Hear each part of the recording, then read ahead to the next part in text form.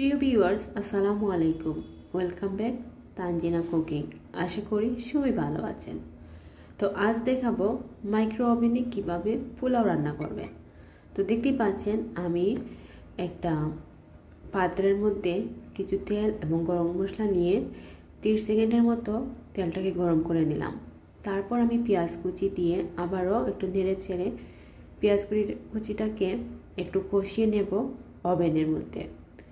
তো আপনারা যারা নতুন আমার এই ভিডিওটি দেখছেন অবশ্যই কমেন্ট করে জানাবেন আমার এই রেসিপিটা কেমন লাগছে।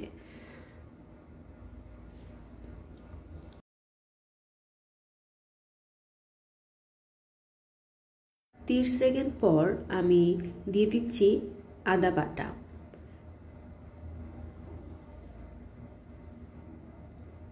আদা বাটা দিয়ে আমি কিছুক্ষণ আবারও কষিয়ে নেব। 30 সেকেন্ড দিতে পারেন, 2 মিনিটও দিতে পারেন, কোনো অসুবিধা নেই। দিয়ে খুব ভালোভাবে আমি নেড়ে চেড়ে আবারও ওভেনটা লাগিয়ে দেব। তারপর আমি বের করে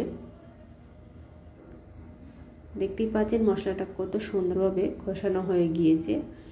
আমি যেহেতু ওভেনে রান্না করছি সেজন্য আমি তেলের পরিমাণটা কম দিয়েছি। আর এখানে আসলে কোনো পরিমাণ আপনাদেরকে বলবো না, আপনাদের ইচ্ছে মতো পরিমাণ দিয়েও রান্না করতে পারবেন যদি আপনার ওভেন প্রুফ যে বাটিগুলো থাকে সেগুলো যদি থাকে। তো এখানে আমি শানের বিরিয়ানি মশলা নিয়েছিলাম, দেখতেই পাচ্ছেন কতটুকু নিয়েছি আসলে এগুলো বলতে পারতেছি না এখন, কারণ আমি তো সামান্য দুজনের জন্য আমি এই পোলাওটা রান্না করেছিলাম, মাত্র 2 জন লোকের জন্য। সেজন্য আমি অল্প অল্প সব কিছু নিয়েছি, আপনারা আপনাদের পরিমাণ মতো নিয়ে নিতে পারেন। সবগুলো মশলা দিয়ে আমি ভালোভাবে নেড়ে চেড়ে আবারও দিয়ে দিলাম 2 মিনিটের জন্য। কিছুক্ষণ আমি মশলাটাকে খুব ভালোভাবে কষিয়ে নিয়েছি। আর এবার আমি এড করে দেব, আমি যেহেতু পোলাও রান্না করছি এখানে শুধুমাত্র বাসমতি চাল আর মটরশুঁটি দিব। সেজন্য আমি আগে থেকে যেগুলা কেনে থাকে মটরশুঁটি, সেই মটরশুঁটিটাই আমি এখানে ইউজ করব। তো দেখতেই পাচ্ছেন আমি হাফ কাপের মতো মটরশুঁটি নিয়েছি। মটরশুঁটিটাকেও খুব ভালোভাবে মিক্স করে নেব। আর আগে থেকে আমি কিছু বাসমতি চাল ধুয়ে ভিজিয়ে রেখেছিলাম, সেটাও তুলে আমি একসাথে মিক্স করে নেব।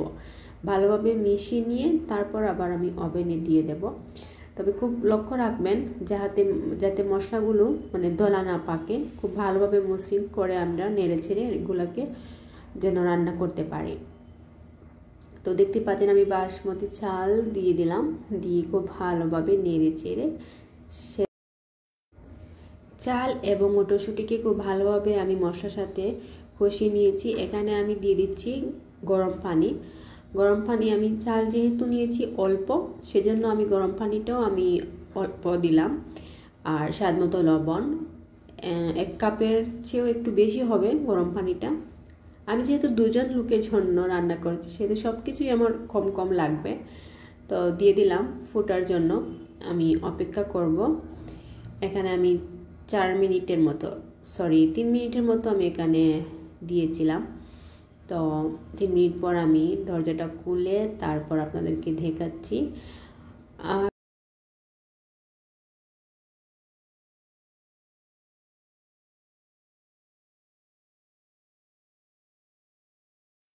এবারে আমি কিছু কাঁচামরিচ কেটে দিয়ে দিলাম, এটা আপনাদের মন পছন্দ। যারা আস্ত মরিচ দিতে চান দিতে পারবেন, যারা কেটে দিতে চান তারা কেটেও দিতে পারবেন। তারপর আমি ঢাকনাটা দরজাটা লাগিয়ে তারপর 30 সেকেন্ডের মতো আমি এটাকে কুক করলাম। এভাবে আমি 30 সেকেন্ড 1 মিনিট 30 সেকেন্ড 1 মিনিট করে করে রান্নাটা প্রায় শেষ করে নিয়েছি। সো আপনারা চলে আসেন খাবার জন্য। আর ফুল রেসিপিটা দেখার জন্য অসংখ্য ধন্যবাদ। কমেন্ট করবেন আমার রান্নাটা কেমন হলো। সো আমি আবারও দরজাটা লাগিয়ে আরও কিছুক্ষণ কুক করে নেব। এবার ফাইনাল লুকটা আপনাদেরকে দেখাবো। দেখুন, মাশাআল্লাহ, দেখতে যত সুন্দর, খেতেও কিন্তু সেই স্বাদ। সবাইকে অসংখ্য ধন্যবাদ। আল্লাহ হাফিজ।